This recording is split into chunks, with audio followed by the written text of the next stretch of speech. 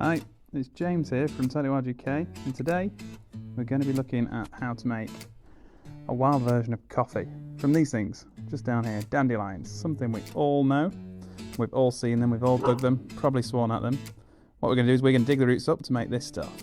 It's roasted dandelion root coffee, and it tastes a bit like coffee, not exactly like coffee, but it's not far off, and it means that I can make my morning coffee for free. So first up, obviously we've got to go find some dandelions. Really prolific weed, we all know what they look like. Yellow flowers when they come into season, absolutely everywhere. Tooth-shaped kind of leaves. If you've got an allotment or a garden, you'll see them absolutely everywhere. They love disturbed ground. To start with, we've got to go find our dandelion and dig it up. The best time, ideally, to do this is around autumn, when they get to about the biggest size. So what happens throughout summer, they collect energy and they store that in their roots to withstand them through winter. So autumn, when the roots are the biggest and juiciest, is the best time to go and pick the roots for making dandelion root coffee, because you'll get the biggest roots, the largest roots you can get. Mud never so your energy will stay on.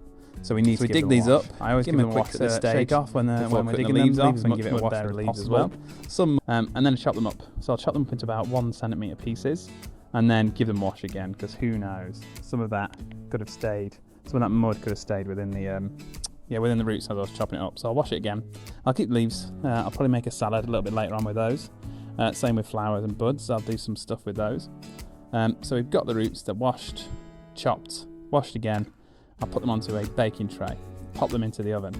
So they're going to go in the oven on about 150 to 160. And the key for this is that I'm going to leave the oven door open for the first 15 minutes. So the oven door is going to be open, and it's going to roast them and dry them at the same time so they don't go soggy. Then after 15 minutes, I'll shut the door and I'll leave it there for another 30 minutes to 45 minutes. Depends how dark I want it roasted.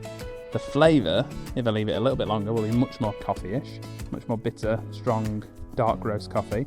Whereas if I do it for 30 minutes, it'll be much more like malty, chocolatey. To be honest, it depends on your preference. I like a dark roast coffee. So I'll leave it in there for that long, and then I'll take it out and I'll grind it in a pestle and mortar. You can use whatever you want. If you've got a coffee grinder, use a coffee grinder. If you've got a mini grinder, use a mini grinder. I'm going to go for a pestle and mortar for this one. If it's still feeling a bit damp as you're grinding it, you can put it back on the baking tray, chuck it back in the oven, and just let it finish roasting there. And then once we get it out, we can put it into loads of different things. We can use it straight off in a coffee cafetiere or coffee plunger as a substitute for coffee.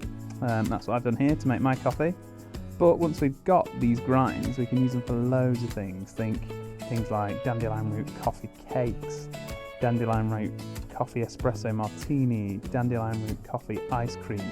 It is endless. The flavour of this is somewhere between coffee, chocolate, malt. It's not quite bang on any of them, but it sits somewhere in between them. It's a fantastic ingredient, using a weed that's so prolific and we've got everywhere, that I don't see why we're not all doing it.